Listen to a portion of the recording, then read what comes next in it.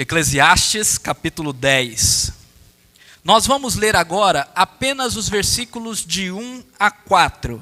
E aí, à medida que nós formos expondo, nós vamos ler mais esse texto. Os versículos dizem o seguinte: qual a mosca morta faz o unguento do perfumador exalar mau cheiro? Assim é para a sabedoria e a honra um pouco de estultícia.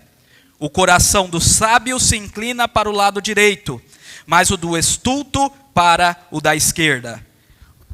Quando o tolo vai pelo caminho, falta-lhe o entendimento, e assim a todos mostra que é estulto. Levantando-se contra ti a indignação do governador, não deixes o teu lugar, porque o ânimo sereno acalma grandes ofensores. Vamos orar mais uma vez? Pai querido, muito obrigado, ó Pai. Aleluia, louvado seja o nome do Senhor. Essa palavra é maravilhosa. Nos ajude a ter sabedoria para a vida, em nome de Jesus. Amém. Amados irmãos, o tema dessa noite é sabedoria para a vida. E você que está nos visitando, que vem pela primeira vez, nós temos o costume aqui de pregar expositivamente. Então nós estamos no livro de Eclesiastes desde o mês passado. E no livro de Eclesiastes nós estamos estudando capítulo por capítulo. Nós apenas pulamos o capítulo 8. E hoje nós estamos chegando então no capítulo 10 e aprendendo muitas coisas preciosas. E hoje esse tema muito importante, sabedoria para a vida. Eu quero só trazer aqui um exemplo de sabedoria que nós não lemos, mas é muito importante para nós, que está no capítulo anterior. No capítulo 9, versículos 13 a 18, nós temos ali um exemplo de sabedoria trazido por Salomão. E qual o exemplo de sabedoria que ele traz? Primeiramente, ele coloca uma situação. Olhem a situação. Uma cidade que foi sitiada. Ou seja, uma cidade que foi dominada por um general, por um rei externo e tudo mais. Foi feita a escrava desse general. E então nessa cidade havia um homem que era pobre, porém ele era sábio. E esse contraste é muito importante para entendermos toda a mensagem de hoje. Então, bastante atenção. Esse homem, ele era pobre, porém sábio. E esse homem pobre e sábio, ele libertou essa cidade. Que coisa maravilhosa. Contudo, depois de ter libertado essa cidade, ninguém veio a se lembrar daquele homem. Ninguém veio a se lembrar daquele homem. E então o texto continua. Eclesiastes 16, olha só, eu trouxe aí, 16 a 18 diz assim: então disse eu, melhor é a sabedoria do que a força, ainda que a sabedoria do pobre é desprezada, e as suas palavras não são ouvidas, as palavras dos sábios, olha que interessante, ouvidas em silêncio, valem mais do que os gritos de quem governa entre tolos. Melhor é a sabedoria do que as armas de guerra, mas um só pecador destrói muitas coisas boas. Mas um só pecador destrói muitas coisas boas. Olha que interessante. E então agora ele vai dialogar com isso daqui. Ele falou então do pobre, que era sábio, que libertou a cidade, ninguém lembrou dele, mas ainda assim melhor é a sabedoria. Melhor é a sabedoria do que as armas de guerra, mas um só pecador destrói muitas coisas. E então assim começa o capítulo 10. E aqui no capítulo 10 ele vai falar sobre a sabedoria para a vida na sociedade, a sabedoria para a vida na política, tem tudo a ver com política, com rei, com governo, e também a sabedoria no trabalho, na forma de ganhar a vida, economicamente falando. Então nós vamos aprender esses 3 pontos hoje. E começando então, sabedoria para a vida em sociedade. Olha como ele inicia o versículo 10. Como eu disse, é uma resposta do versículo 18. Ele está dizendo do pecador que destrói muitas coisas boas. Aí ele traz um provérbio. Olha esse provérbio. Qual a mosca morta faz um unguento do perfumador do perfumador exalar mau cheiro. O que esse provérbio quer dizer? Deixa eu explicar.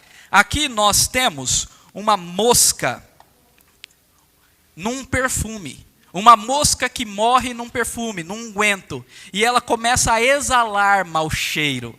Então ele compara esta mosca à sabedoria. E ele diz, assim como a mosca morta, uma mosca morta em um perfume, um balde de perfume, faz exalar mau cheiro, assim também é a estultícia, um pingo que for, na sabedoria e na honra. E o que ele quer dizer? Ele quer dizer que um pouco de estultícia destrói a sabedoria e honra. O que é estultícia, pastor? É a loucura, é a tolice, é aquele que não é sábio, é aquele que é imprudente. Então ele está dizendo, um pouco de imprudência, um pouco de falta de sabedoria pode exalar um cheiro ruim. Você já perdeu carne na sua casa por causa de uma mosca que entrou dentro da carne? Você já teve que jogar fora a carne?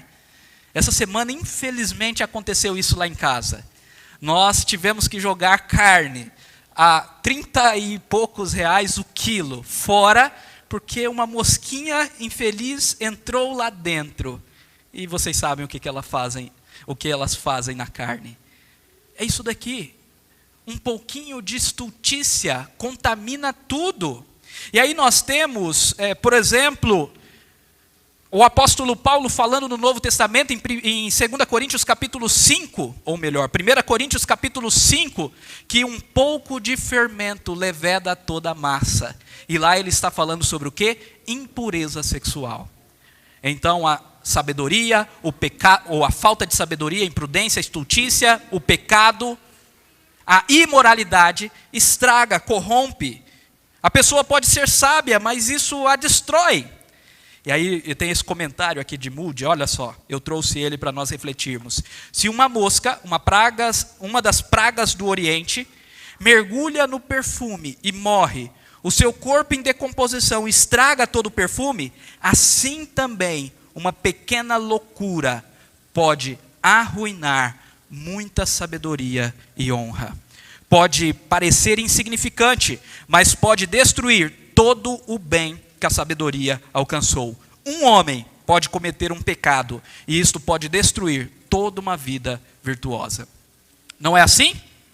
Pensem comigo, meus irmãos, nós somos conhecidos como o quê? Com aquilo que nós fazemos de bem ou com aquilo que nós fazemos ruim?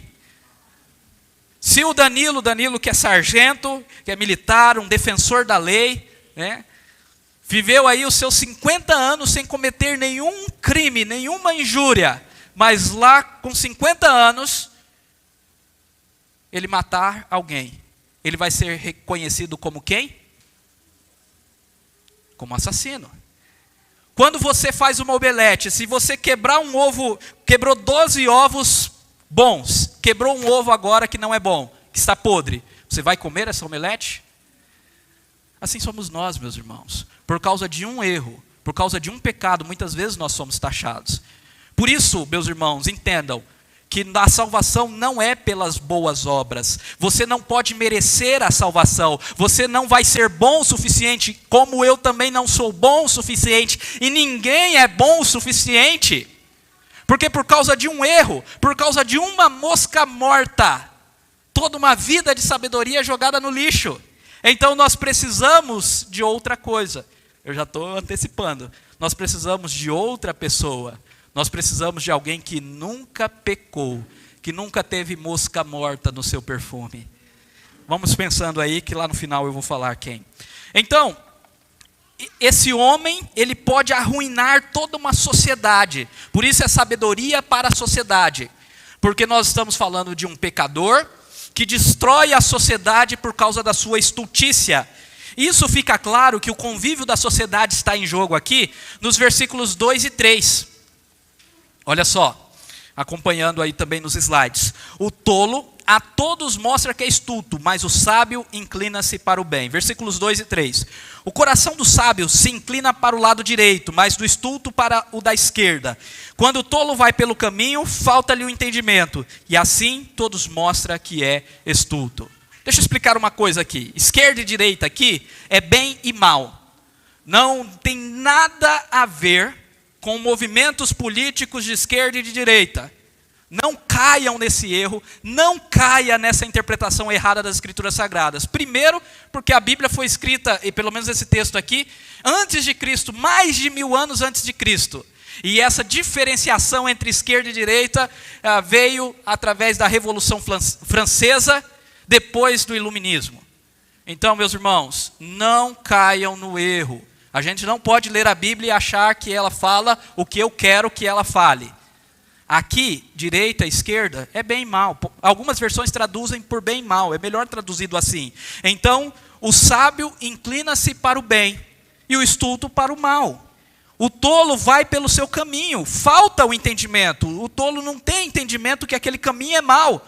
E mostra a todos. O que está em jogo aqui é o quê? Vida em sociedade. Todos sabem que ele é tolo. Uau, que coisa forte. Então todos vão saber que ele é tolo. E aí, vamos pular alguns versículos, porque esse texto aqui ele tem vários provérbios que parecem estar desconectados. Então eu vou tentar juntá-los numa temática. E lá no versículo 12 a 14, nós temos lá também falando sobre a palavra do tolo, que diz respeito à vida em sociedade. Lá ele diz, nas palavras do sábio há favor. Então sábio, ele sabe como falar, mas ao tolo seus lábios devoram. As primeiras palavras da boca do tolo são estultícia, e as últimas, loucura perversa. O estulto multiplica as palavras, ainda que o homem não sabe o que sucederá, e quem lhe manifestará o que será depois dele. Meus irmãos, essa palavra é muito forte para mim. O texto está dizendo que o sábio, ele encontra favor, ele sabe falar, as suas palavras são saudáveis, prudentes. Agora o tolo não, o tolo afunda, o tolo cai em ruína. Aqui nós temos o provérbio 10, 32, lá no livro dos provérbios, também escrito por Salomão, quando ele diz, os lábios do justo sobem, ou melhor, os lábios do justo sabem o que agrada, mas a boca dos perversos somente o mal. Os perversos pela sua boca causam ruína para si mesmo. Meus irmãos, ou falam mal dos outros, isso causa ruína, ou falam demais, são pegos pelo muito falar, isso causa ruína, ou falam de coisas que não sabem. Vocês observaram aqui que o texto termina dizendo sobre coisas que não sabe. O estulto, o louco, aquele que não tem sabedoria, multiplica as palavras. Ainda que o homem não sabe o que sucederá. Ele não sabe o que virá depois, mas ele fala demais. Ele está falando coisa de que não sabe. Ele está falando sobre futuro, planos, ele está falando sobre coisas além do seu entendimento. E isso mostra a sua insensatez. E aqui existe uma pergunta muito importante para nós, que é uma pergunta que tem tudo a ver com o livro de Eclesiastes. E quem lhe manifestará o que será depois dele? Na semana passada nós vimos que nós não sabemos o dia da nossa morte. Eclesiastes é isso, é uma reflexão sobre vida e morte. Nós não sabemos o dia da nossa morte. Nós não sabemos se pode ser hoje. Não sabemos. Então, como confiar na palavra de homens? Como confiar em homens que são finitos? Nós precisamos de algo que vai além do homem para confiar e falar. Estão compreendendo? Ok, continuando então o texto, agora nós temos a sabedoria para a vida política. O versículo 4, ele diz, levantando-se contra ti a indignação do governador, não deixes o teu lugar, porque o ânimo sereno acalma grandes ofensores. O texto então está dizendo que o ânimo sereno acalma a indignação do governador. Meus irmãos, isso é maravilhoso. Agora, como isso é difícil? Eu tenho dificuldade disso daqui. Tenho, o conselho sabe que tenho. Nós tivemos muitas dificuldades. Tivemos dificuldades na questão das reformas aqui. E por isso, inclusive, tive que colocar um dos presbíteros para ficar na frente, para que eu não viesse a estressar, para que eu não viesse cair nesse erro e perder o ânimo sereno. Às vezes, porque nós não somos pacientes, não somos tranquilos, a gente joga a água suja juntamente com o bebê. Ou joga o bebê junto com a água suja. É o contrário, né? O provérbio, eu estou falando o provérbio errado. Então joga o bebê junto com a água suja. Não faça isso. Tenha ânimo sereno. Aqui é um conselho como lidar com autoridades. Com autoridades nós precisamos ser humildes. Com autoridades nós precisamos submeter. Aonde está isso, pastor? Em todas as escrituras sagradas. Antigo e Novo Testamento. Esse cristianismo rebelde não está na Bíblia. A Bíblia ensina submissão às autoridades. A Bíblia ensina humildade. A Bíblia ensina respeito. A Bíblia ensina contra a fofoca e a maledicência. Então tome cuidado, porque nós falamos mal dos nossos governantes a rodo. E meus irmãos, não é crítica política. Crítica política é uma coisa. Você ser contra a posição política é outra coisa. Agora nós falamos mal, com maledicência. E isto é pecado. Eu não estou dizendo que você tem que concordar com tudo que o seu governante, que o seu governador, que o seu prefeito, seja lá quem for, faz. Não é isso. Eu estou dizendo ânimo sereno, humildade ao tratar com autoridades. Em Provérbios 16:14 diz: o furor do rei são os mensageiros de morte, mas o homem sábio o apazigua. Em Mateus 5:5 diz: bem-aventurados os mansos, porque herdarão a terra. Amém? Que o nosso Senhor Jesus nos dê mansidão. Em nome de Jesus.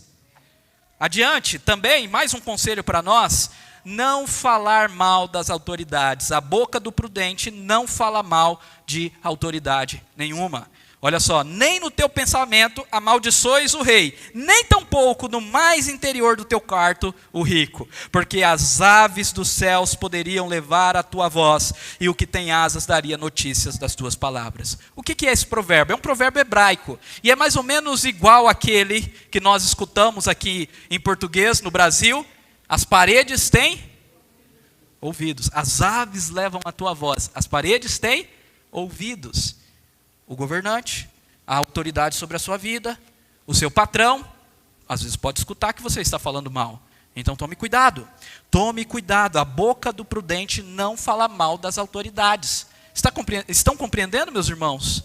Nós precisamos tomar cuidado com a nossa boca. O governo dos tolos traz ruína social, política e econômica. Está atrasado o slide. Mais um. Então, outro ponto sobre a política é que o governo dos tolos traz ruína social, política e econômica. Versículos 5-7, olha só. Ainda há um mal, olha, mais um mal, que vi debaixo do sol, o erro que procede do governador. Agora, não é mais para nós em relação ao governador, é para os governantes, é para as autoridades, até para nós também entendermos as autoridades que nos governam. Ele diz: o tolo, posto em grandes alturas, mas os ricos assentados em lugares baixos. Vi servos a cavalos e príncipes andando a pé, com servos sobre a terra. O que está acontecendo aqui? Está acontecendo aqui que o governador está colocando tolos em lugares altos e sábios em lugares baixos. Ele está favorecendo os seus, está colocando pessoas em posições elevadas não pela sua capacidade, mas por um certo nepotismo. Vocês conhecem essa palavra? No Brasil é crime, mas isso acontece muito. Então o governo do tolo tem nepotismo, é isso que o texto está dizendo. Mais adiante, o texto continua ainda dizendo que o governo do tolo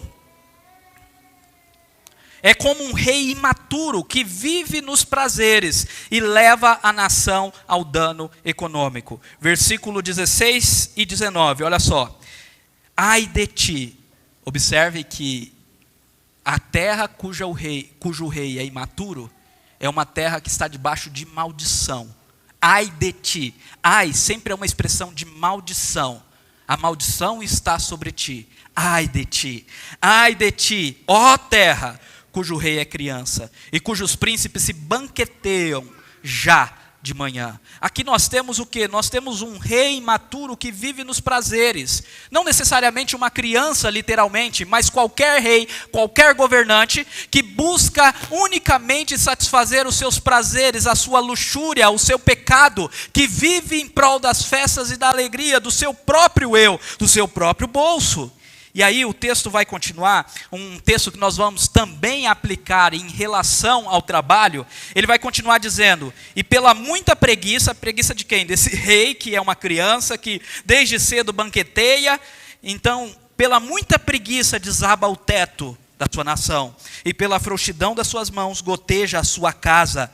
O festim faz-se para rir, o vinho a alegria da vida, mas é o dinheiro que atende a tudo. O texto está dizendo: é o dinheiro que paga a festa, é o dinheiro que paga o vinho e a alegria da vida. E se ele não trabalha e ele só vive para isso, vai lhe faltar dinheiro, vai ter prejuízo econômico. Isso é falta de responsabilidade.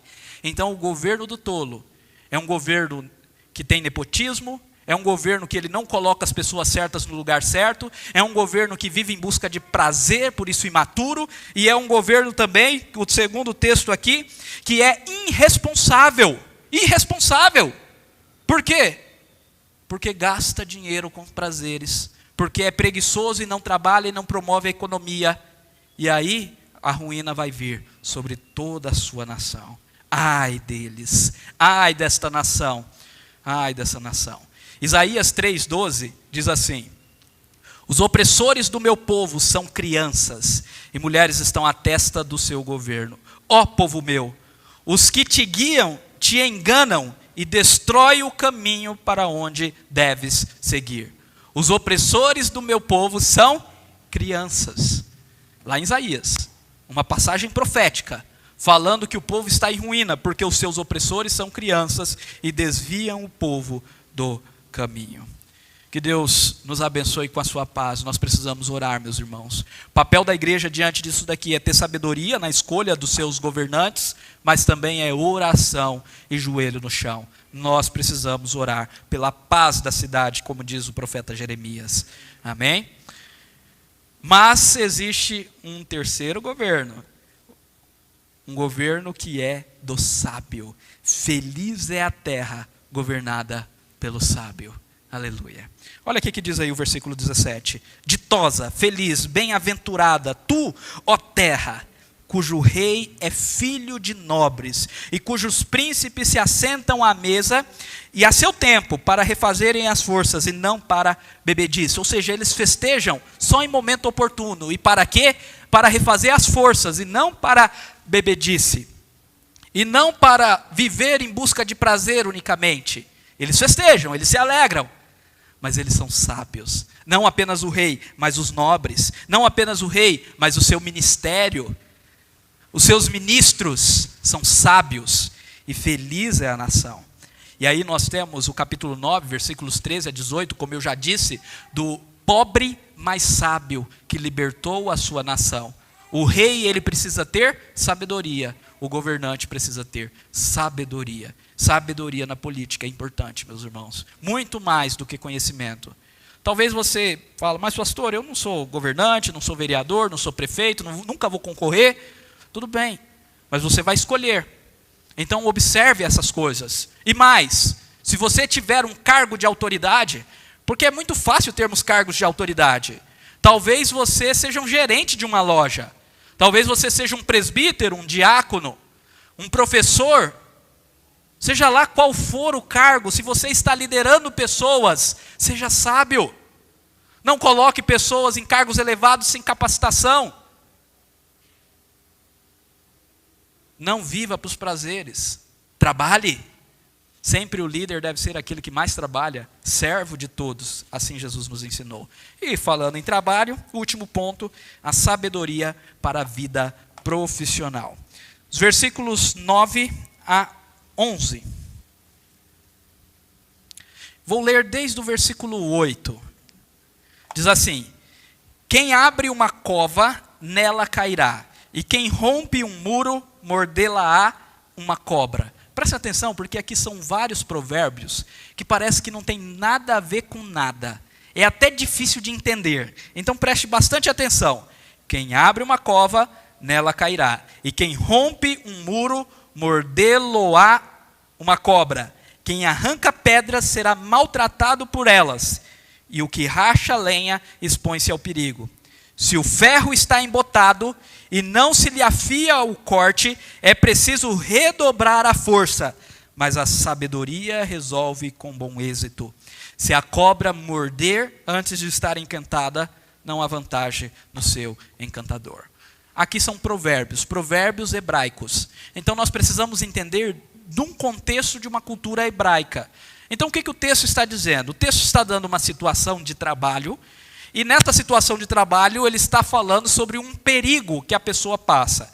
Então a primeira situação é abrir uma cova para pegar um bicho, por exemplo, e ele vai lá, abre essa cova e ele coloca uma planta, uma folha de árvore, alguma coisa para ofuscar que ali tem um buraco. Qual que é o perigo? Ele mesmo cair nela. Esquecer onde está a cova, de repente sair correndo ali e ele cair dentro dessa cova. Então, se você derruba os muros de qualquer coisa, naquela época era comum construir muros perto das videiras. E perto das videiras haviam muitas cobras peçonhentas.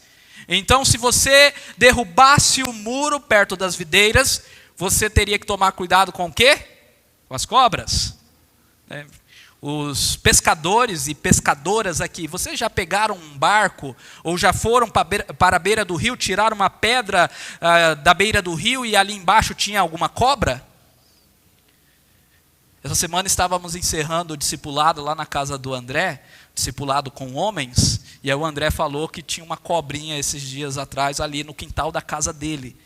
Então, se for ali mexer alguma coisa, roçar aquela grama, perigoso, e por isso precisa de sabedoria. Então é isso que Salomão está dizendo, olha, no seu trabalho você precisa de sabedoria. Se você arrancar pedras, você pode ser ferido por elas. Se você rachar a lenha, você se expõe ao perigo. Uma lenha vai bater e vai voar até você. Se você cortar a madeira com um machado cego, você vai fazer uso excessivo da força. Então você pode ir lá e afiar o machado. E aí ele fala nesse ponto que a sabedoria dá êxito. Aquele que é sábio, ele consegue fazer essas coisas sem ter problema algum. E adiante ele ainda fala mais uma coisa. Se o encantador for encantar a cobra e não conseguir encantar essa cobra e essa cobra mordê-lo, perdeu todo o seu trabalho. E nesse ponto ele está introduzindo o assunto das línguas, das palavras dos tolos, aquilo que nós já vimos lá no primeiro ponto. Então a língua da cobra, que morde, fere e destrói, é a nossa própria língua, é as palavras, e nós temos que tomar cuidado, porque senão seremos destruídos por ela. Então a sabedoria no trabalho, a sabedoria dá bom êxito, a sabedoria livra o sábio de danos e perigos, dando êxito em tudo aquilo que ele for fazer.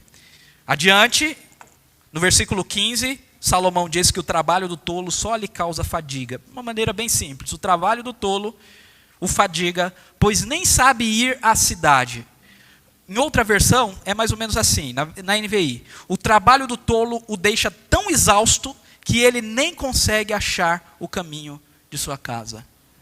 Como que está sendo o seu trabalho, meu irmão? Minha irmã, será que você está vivendo como um tolo? Seu trabalho está lhe deixando exausto, de tal forma que você não sabe nem o caminho para casa. Como tem sido a sua vida e a sua rotina? Tome cuidado com isso. E aí, por fim, mais uma vez, o preguiçoso sofrerá o dano financeiro. Nós já falamos sobre isso, mas eu quero reenfatizar isto, que está aí no versículo 18 e 19. Pela muita preguiça desaba o teto, e pela frouxidão das mãos goteja a casa. O festim faz-se para rir, e o vinho alegra a vida, e o dinheiro atende a tudo. Olha só, se o pobre ou se o rico, se o governante, que nós já vimos anteriormente, ou não governante, se torna preguiçoso e para de trabalhar, o que ele vai sofrer? Problemas financeiros. Ele não vai ter dinheiro para se sustentar, nem para a sua alegria, nem para a sua festa. Ele não vai ter dinheiro. Meus irmãos, a Bíblia sempre deixa claro para nós que nós trabalhamos 6 dias e 1 descansamos. Deixar de descansar um dia é tanto errado, como também pode causar dano físico para nós. Porque você vai trabalhar demais, você vai se estressar, você vai adoecer, e isso vai ser um mal para a sua vida. Obedeça a palavra, trabalhe 6 dias e descanse 1. Não importa se você não está conseguindo, obedeça e confia no Senhor. O Senhor vai te sustentar, trabalhe 6 dias e descanse 1. Agora o inverso também é verdadeiro. É trabalhar 6 dias e descansar 1, e não descansar 6 e trabalhar 1. Se você descansar 6 e trabalha apenas 1, você vai sofrer pobreza. Você vai passar fome, vai ter necessidade. Então trabalhe. Busque trabalhar em nome de Jesus. Claro que eu vou fazer aqui uma consideração com relação àqueles que não têm emprego. Não porque não querem, mas por causa da atual circunstância e situação do nosso país. Eu entendo, meus irmãos. Continuem orando, pedindo a Deus, mas levantem todo dia de manhã para ir atrás de trabalho. Todo dia de manhã. Orem, oração e também ação. Vamos lá. Vamos correr atrás e Deus proverá. Não desanime, Deus proverá. Ele cuidará de ti. Aleluia. Bom, vamos concluir? Nós vimos já muitas coisas nesse texto. Sabedoria para a vida. Para a sociedade, para a vida em sociedade, para a vida política, para a vida profissional. Agora tem uma coisa que me chama muita atenção. Em tudo isso que eu falei. Um rei que é pobre, mas sábio. E que livra uma cidade. Aonde eu encontro um rei que é pobre e sábio? E que não livra apenas uma cidade, mas um povo de todas as nações para si. Aonde eu encontro alguém que despiu da sua glória, que deixou a sua riqueza, que a si mesmo se esvaziou, que a si mesmo se humilhou, para se entregar por nós, para nos libertar. E alguém que é rejeitado. E alguém que não é reconhecido por muitos, que muitos se esquecem dele. Meus irmãos, essa historinha de Salomão aponta para Cristo. E o que é maravilhoso, lá em 1 Coríntios capítulo 1, 18, Jesus é chamado de a sabedoria de Deus. Lembra que eu falei que nós não somos sábios o suficientes? Nós não somos bons o suficiente? Nós sempre temos aquela mosquinha morta que contamina o nosso ser. Nós sempre temos uma gotinha de estultícia. Meus irmãos, não se engane, eu não estou falando aqui que você é um pouco estulto. Eu estou falando, todos nós somos, eu estou incluso nisso. Todos nós somos pecadores, todos nós temos uma gota de loucura, todos nós temos uma gota de pecado. Ou um garrafão inteiro. Todos nós. Mas existe alguém que não teve. E existe alguém que se tornou sabedoria de Deus em nosso lugar. Olha o que diz esse texto. Eu trouxe alguns versículos, versículo 18 seguintes, alguns trechinhos. Pois a mensagem da cruz é loucura para os que estão perecendo, mas para nós, que estamos sendo salvos, é o poder de Deus. Visto que a sabedoria de Deus, o mundo não o conheceu, por sabedoria humana, não vem pela sabedoria do homem, não vem pelo conhecimento do homem, não vem pela razão, não vem pelo projeto iluminista, progressista, de que o homem vai se auto-melhorar, ordem e progresso por meio da ciência, não vem. O mundo não conheceu por sabedoria humana, mas agradou a Deus salvar aqueles que creem por meio da loucura da pregação. Aleluia. Para os que foram chamados, tanto judeus como gregos. Cristo é o poder de Deus e a sabedoria de Deus. Olha, Cristo é o poder de Deus e a sabedoria de Deus. Porque a loucura de Deus é mais sábia que a sabedoria humana. E a fraqueza de Deus, pobre, mas sábio. E a fraqueza de Deus é mais forte que a força do homem. Deus escolheu as coisas loucas do mundo para envergonhar os sábios, escolheu as coisas fracas do mundo para envergonhar as fortes. Meu querido irmão, se você é salvo, se você creu em Cristo, eu quero dizer, você é coisa louca. Jesus escolheu as coisas loucas deste mundo para envergonhar as sábias. Se você se apoia na sua sabedoria humana, você não está em Cristo. Se você se apoia nos seus méritos, nos seus direitos de nascença, eu nasci com sangue azul, só pode ser barata, né? Se você se apoia com o seu sangue, com a sua origem, você vai para o inferno com seu sangue e a sua origem. Agora, se você se apoia em Cristo, na riqueza dele, na força dele, na sabedoria dele, aleluia. O texto continua, eu não trouxe aqui nos slides, mas preste atenção. Ele escolheu as coisas insignificantes, cada um de nós, insignificantes do mundo, as desprezadas,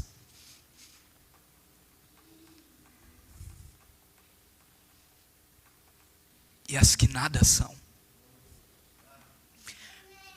para reduzir a nada, amém, para reduzir a nada as que são, para que ninguém se vanglorie diante dele.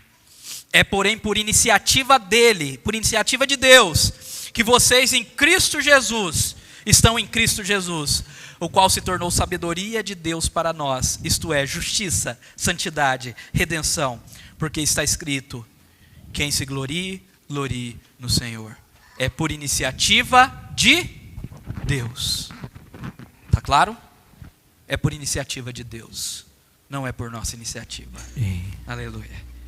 Amados irmãos, para encerrarmos, algumas implicações práticas de tudo isso que nós falamos, para que você pense, reflite, para que você relembre também dessa palavra, em nome de Jesus. Primeiro, cuidado com a estultícia e o caminho pecaminoso. Um pouco de fermento leveda toda a massa. Ah, mas só um pouquinho eu aguento, eu consigo só um pouquinho. Não caia nessa. Oh, não caia nessa. Você jovem, marido, esposa, adolescente, não caia nessa. Um pouquinho pode te derrubar, sim. Cuidado com a sua língua, tanto com o que você fala dos outros, quanto com falar demais. A gente tem que aprender a ficar mais quieto, a ouvir mais. Nós temos uma cultura, né? Vou falar mal aqui da cultura goianiense, cultura brasileira como um todo, que é a cultura de atravessar a conversa dos outros. Vocês já perceberam isso? O outro está falando, de repente vem um aqui, puxou a conversa aqui, aí o outro puxa a conversa ali, você fica perdidinho assim, o que está falando aqui? Todo mundo quer falar, quer ser ouvido, e é maravilhoso quando as pessoas nos escutam, não é? É maravilhoso ser escutado, ser ouvido. Então aprenda a ouvir mais, porque às vezes a gente quer falar, mas não sabe escutar. Então tome cuidado com isso. Busque ser manso e prudente diante das autoridades políticas. Amém? Ore por um governo sábio, segundo a vontade do Senhor, ou pelo retorno de Jesus. Ou é um ou é outro. Ou um governo sábio, ou Jesus volta logo, abreviando esses dias que nós estamos vivendo. Trabalhe com sabedoria e tenha cuidado com os perigos do dia a dia. Todos os dias nós somos como ovelhas ao matadouro. Então tome cuidado. Não seja preguiçoso, para a sua casa não cair em ruína. E por fim, busque o Senhor Jesus, que é a sabedoria de Deus. Só Ele pode te tornar sábio. Não sou eu, não é uma aula, não é um livro, não é uma faculdade. Só Jesus. Busque Ele. Tenha o seu momento com Ele. Curve sua cabeça e vamos orar.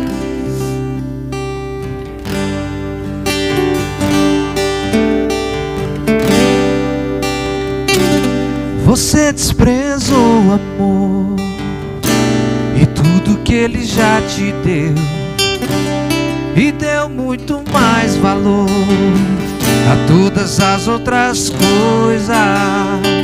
Ele te deu as mais loucas pra confundir as mais sábias, e te deixou as mais fracas pra te livrar da tua força. Ele escolheu bem as que não são, pra te lembrar que você não é, e que não precisa ser o que não precisa.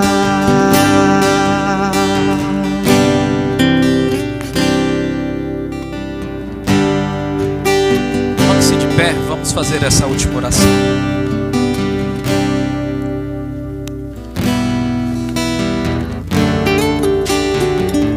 Senhor Deus, muito obrigado, ó Pai, porque o Senhor escolheu as coisas loucas deste mundo. Não somos nada, ó Pai, mas o Senhor nos deu valor. O seu amor nos deu valor. A tua graça nos fez valiosos na tua presença. Não em nós mesmos, mas no Senhor, pelo Senhor, através do Senhor e para a glória do Senhor. Nos gloriamos em Ti, ó Pai. Nos dê sabedoria para a vida e encha o nosso coração de Ti. Enche o nosso coração do Senhor. Nos abençoe enquanto igreja do Senhor. Nos dê um novo e rico momento como igreja nesse novo local, para a Tua honra e para a Tua glória. E agora, irmãos, que a graça e a paz do nosso Senhor Jesus Cristo, as santas consolações do Espírito e a sabedoria, o poder, a honra que vem do nosso Senhor Jesus Cristo, e a glória de Deus Pai seja sobre vós, povo do Senhor, que é salvo para Ele, através da iniciativa dEle, para a glória dEle, hoje e para todo sempre.